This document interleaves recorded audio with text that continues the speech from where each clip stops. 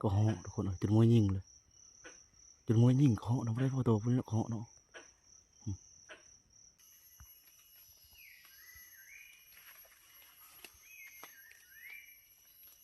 ก็เล่นทุกคนเนาะ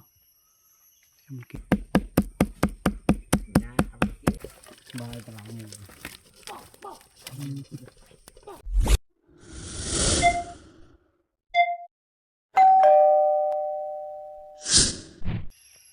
เอาตักทายสบายดีตอนเช้าทุกคนให้เช้าจากตื่นเช้ามาทุกคนโอ้บาดเช้าทุกคนเมื่อคืนนี้ป้าฝนตกมืดขึ้นเมื่อคืนนี้นะบริโนอนเมื่อคืนนะเมื่อคืนนี้สักรับก่อนแจ้งกันนี่คนฝนเมื่อคืนแห้งอะไรดอกฝนเมื่อคืนพยางก็พยางพื้นเดียวคนฝนโหจังหวะป้าบริโนอนอู้เลยเมื่อคืนนี้นะฝนโหเชียวนะ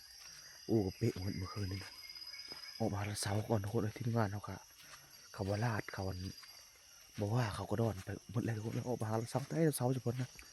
ตอนนี้สัก5 โมงนะตอนนี้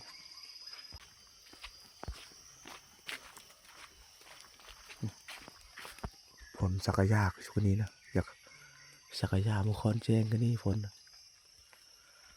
เหมาะค้างนี่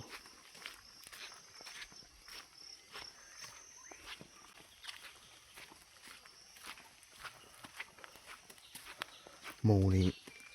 คือสิหาต้องกินตามโซงนะตามโซงมาสั่งเพราะนั้นนะหมูนี่มันลงมาเลยมันความเสมาฝ่านี่นะอยู่โดมลำตัวเห็นในวันเลยค่ะหมูโทนตัวนึงนะหมูพายนะบักใหญ่3 โซ่กับหมูนึงมันความมาอยู่นี่นะ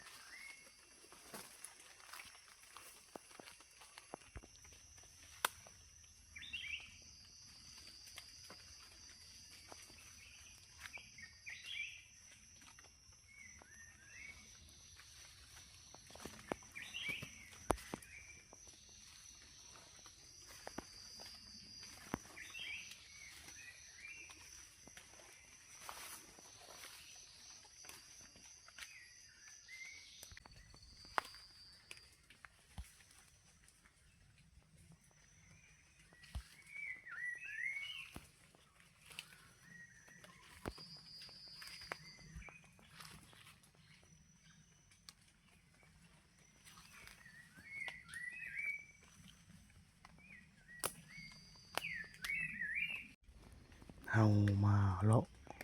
อยู่โซงตัวนี้นะคิดว่าหมูป่าน่าจะหากินนะหมูมีเลยคนเลยบ่เห็นร่องรอยหมูป่าเลยนะก็พอคนนี้2 ตัวก็บ่ได้ยิงมันก็2 ตัวคนนี้นะคิดว่าหมูออกมากินดุดอยู่ตามโซงตัวนี้นะ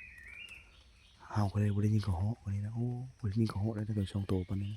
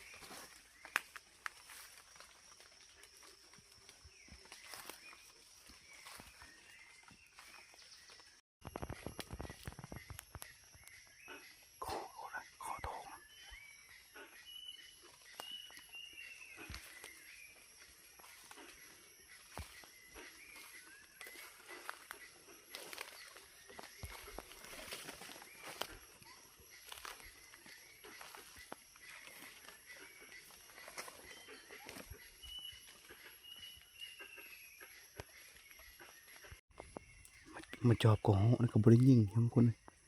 หมามาน้ำนะโอ้ยเนาะนะหมามาน้ำเอาละกองคนนี้อยู่ไม่รอดนะกำลังว่ายกเชือกวันเลยหมามันมากคนนะมันเห็นหมามันก็เลยเอาอุ้มมันกองนะหมามานำแล้วบริไฟพระมันนี่นะกองกับบริยิงเลยหมามานำเลยหมาบักเตะมันมานำ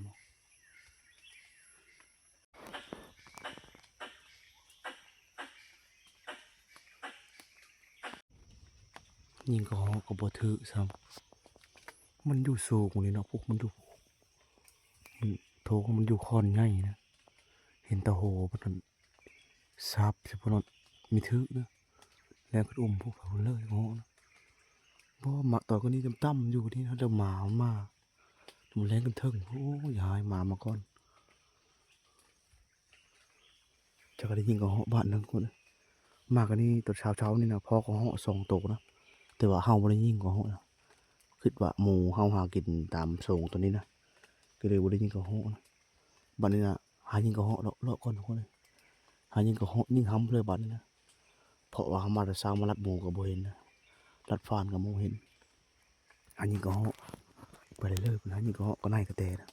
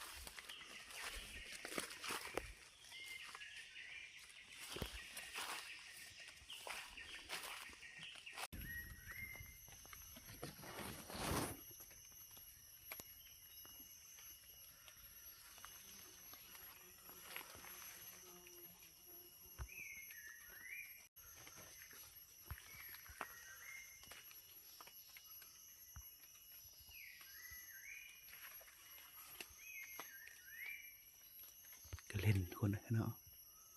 ให้มันกินไปเลย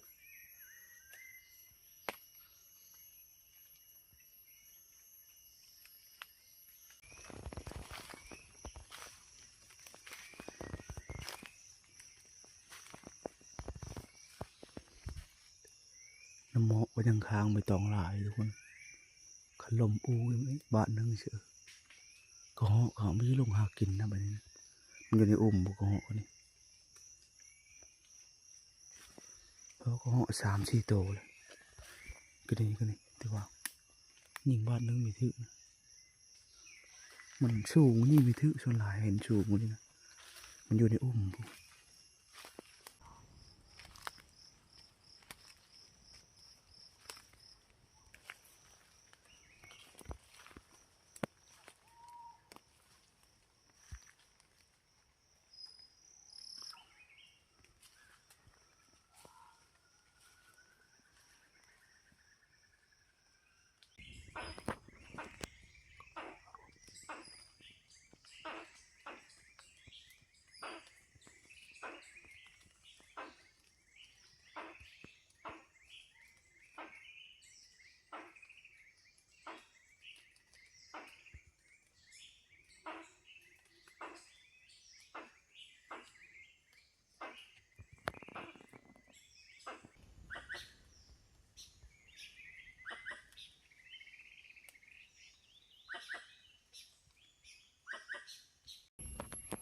บ่ถือคนเลย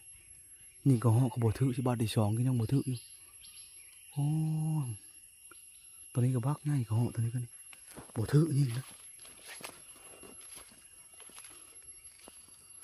พลาด2 ตัวแล้วไม่ถือนี่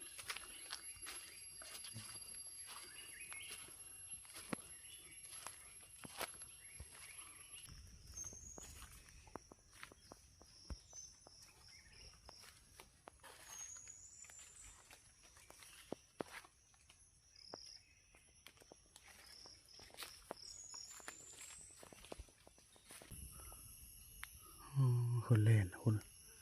เล่นแต่แล้วขึ้นมากับบุกใหญ่ลำนี้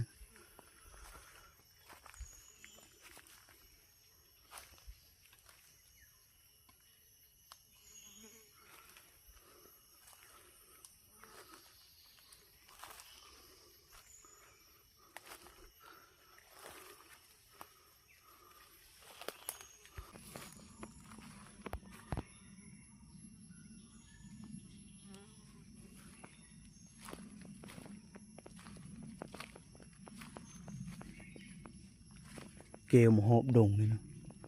บ่มีห้อยหมูความทางเช่นนี้เลยหมูอยู่พอเช่พอนั้นอยู่หมูยังไม่ลงมาอยู่ฝนตกแล้วกันนี่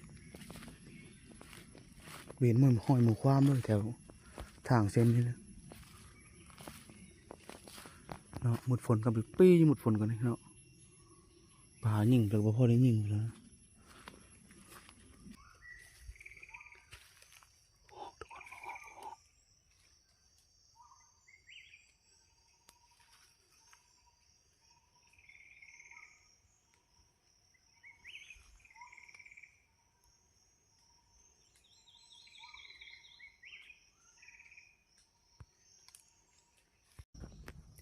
ยิ่งแล้วคนที่ก็เหาะนะเนาะมันอยู่ไม้ในยิ่งกันนี้นะก็ถือเชฟแล้วเนาะเห็นตาหางมันล็อกขลาดอยู่ก็เหาะนะจักถือเชื่อมันอยู่กันนี้มันแปดยิ่งกันนี้เนาะไม่ร้อนตอนนี้นะมันท้องปอกคนนี้นะเนาะหางเขาลดนะถือขามันตำบังนะรู้ว่าอันถือนะ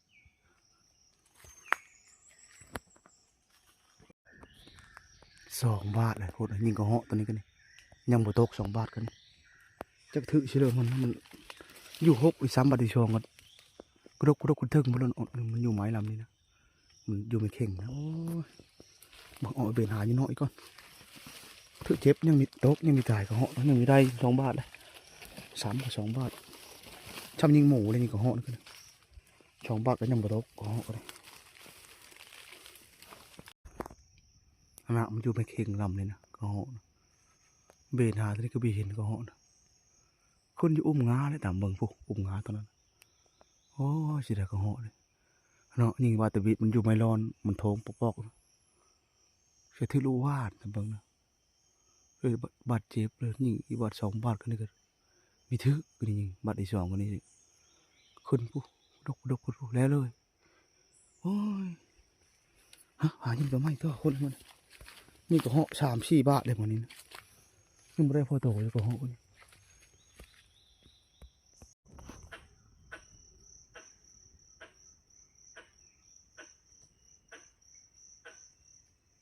ก็เหาะทุกคนจนมวยยิงเลยจนมวยยิงก็เหาะเราไม่ได้พอโตพวกนี้ก็เหาะเนาะนะยิงก็เหาะเลยทุกคนเลยจำเชือบาทนี่กันนี่ทอนไปเฉยคือไม่ได้ใช้ลูกเสือไปเลยนี่บ่อถือมวยยิงเลยก็เหาะมันนี่กันนี่6-7-8 บาทนี่ก็เหาะนะพวกนี้มันนี่เกมมาบอนก่อนค่อยมันนี่โอ้ยโผล่แสดงมันนี่นะก็เหาะเด้หลายดีก็เหาะสิยิงกับไม่ได้ไก่ไปเลยก็เหาะกันนี่จำเชื่อก็มีถือก็เหาะกันนี่เจ้าเป็นอะไรอย่างวะจูอ๋อต่อจนมวยยิงก็เหาะมันนี่นะ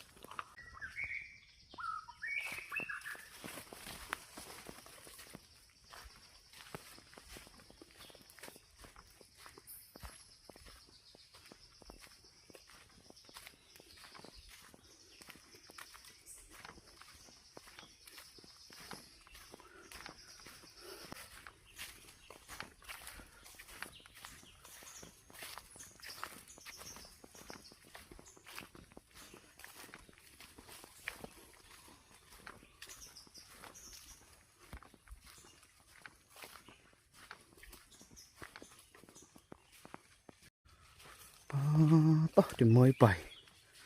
ทีมงานคือศิลกับบ่อนมาแหละทีมงานกันคือบริยินเสียงกระบังเสียงกระแบงจะพ้นเลยเสียงว่ายังติงอยู่จนมวยไปบ่ได้ก็เหาะพ่อโตจนมวยยิงก็เหาะกะลายนี้ก็เหาะเฉยยิงไม่ได้มีทึกหัวนี่เลยยิงบัดเลือกกับสมอยเลือกกับสมอย7-8 บาทนี่ก็เหาะมาเลยนะอ๋อต่อไปเลือกขับบอลก่อนคนมาเลยเดี๋ยวเข้าตอนนี้ก็จน10 โมงป่าแล้วตอนนี้นะอ๋อต่อจนมวยไปก็เหาะลายนี้ก็เหาะเฉยเหลือเขายิงบ่ได้มันนะ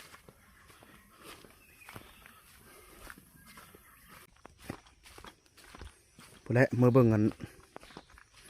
ทีมงานอยู่บ่อนพอแล้วคนใดพอแล้วเนี่ยนะอันนี้เสียบ่ได้พอเลยนี่นะ6 คนมานะแต่ว่าพวกนึงในอยู่บ่อนนะบ่แต่เพิ่นนะเพิ่นบ่ได้ถืออาวุธมาดอกเพิ่นมาอยู่บ่อนนึงเขานึงนำแต่ว่า5 คนนี่แหละไปหารัดเสารัดแรงกันนี่เขาเบาเงินเขาบ่ลาดเขาบ่ดอนเขาบ่ว่า มาได้คนนี้ได้ขายิงกับห้องกระเตนะมาบอกยีบอลนะพอจะได้เพื่อนเลยมาหมดแล้วเว้ยเท่าไรนะเฮ้ยตัวว่าอะไรเพื่อนเลยยิงก็เหาะวันบุไร ไม่ได้เพื่อนติดกันเลย แปกซิโป้ ยอมแล้วหมดนี่นะทีมงานเฮามาเมื่อเดือน เมิดแล้ว นี่ผู้ใดบ่น้อยตายรถมันนี่ยังบ่เงินเนาะผู้ใดเพิ่นคนในทีมงานกันนี่มากันก็เหาะก็จะมายิงเพิ่นก็ไม่ได้บ่ดอนจะมายิงก็เหาะบ่จะมายิงอันนี้ก็เหาะในพาดว่ามันก็ลืดมื้อนี้ เป็นนกลือ ชาวตุบซูบบ่มีอะไรในไป เป็นผมลงห้ำขึ้น สิได้บ้างห้ามคืนนี่จี้หมดแล้วบ่เฮ้ยจี้แล้วบ่ ได้ปูอยู่หัวรถปู นี่จ้ะลาบบ้างได้แล้วจ้ะวันนั้นเถอะนี่ต้มบ้างลาบบ้างนี่ได้บ้าง4โตเมื่อคืนนี่นะคือบ่าวก็ดอนลาบบ้างก่อนนะผายิงก็บ่ได้เพิ่นยังบ่เงินธนมานะนึกสิก็บ้างเงินจะบาทละดอน บาทหนึ่ง มาหนึ่งพักกันมุนดอกเลยพักลาบเอาเพราะขันผลบ่หุเมื่อคืนจะได้แล้วก็นี่นะบางอันนี้โอ้แต่หอดนี่ในชีโตลพดังทุกตังมาพัดป๊อบมาเมื่อคืนนี่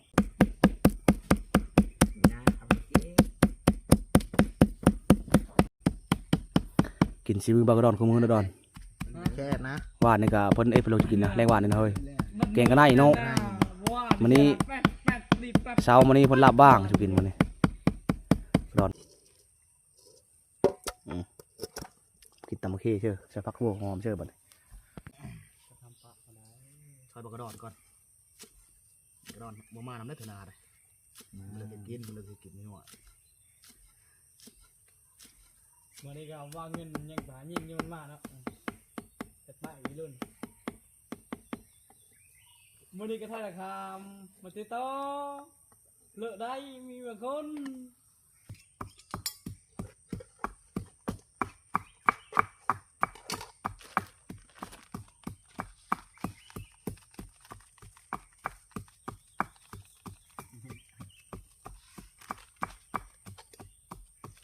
มื่อหน้าก็หนึ่งแคทบอกชาวบอกแต่ชาวบ้านเอ้ยแต่จะตายจะเหินไปน้ำมาได้เป็นน้ำต้นใจอะไรอยู่พี่นะ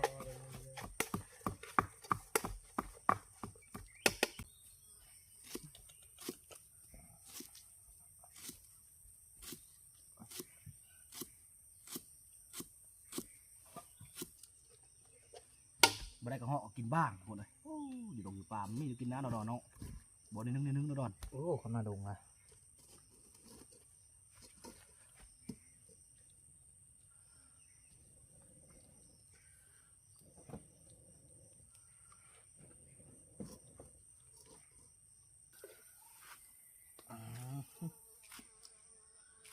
ลืมย้อนมืออื้อที่ย้อนมืออื้อกระดอนน้ำมากก็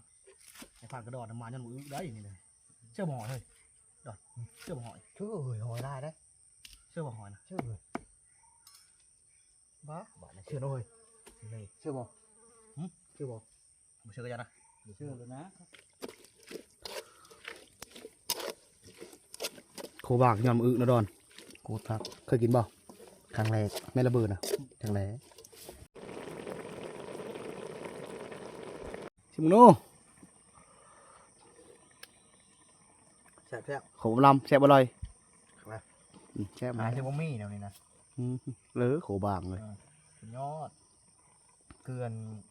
มาเพผ่านไง แม่ชุกแล้วดอน ถูกแล้ว ปรุงนะเฮ้ยปรุงนะชุกแล้วพอเงินมาดอนได้ทำเงินเลยเงินไปยืมแท้เงินไป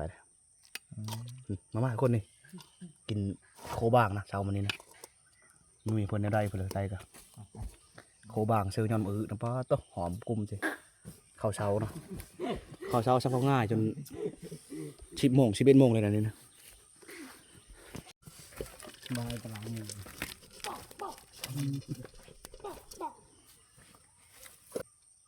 นางอะไรบ้างนะเอาไปเลยด้านเอาไปล่างหมกแดง อย่าพูดแต่ยาไปเลยกันมาป้าต้องมาแหล่งนี่คุณนอนกอดเถอะนี่เจอว่า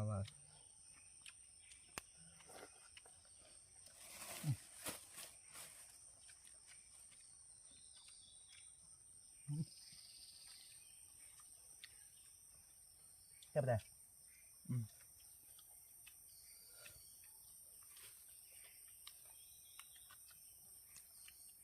จางเลยจางบอก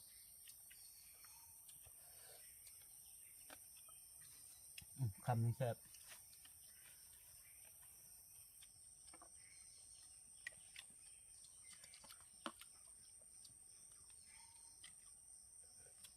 เขาปั๊มเงินของมือเนาะ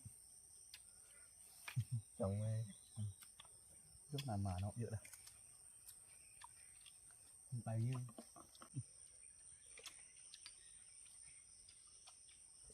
ได้ดอนกินเดิมจักรยานมากันเนาะ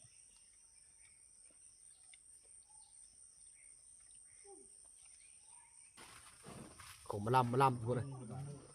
ตัวอันขี้บางแซ่บกว่าขี้กระห้อย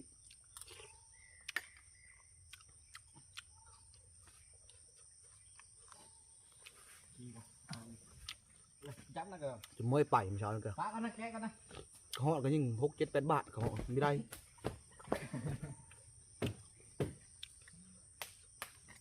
ปัจจุบัน5 โมงก็มีพอห้อยมันเนาะเพราะว่าตัวมันตัวห้อยยังบ่พอ จบท้ายเลยสุดเด้อมันจะชูยำเลยมือยำละไปกินห่อ ยังมึงเงินจะมา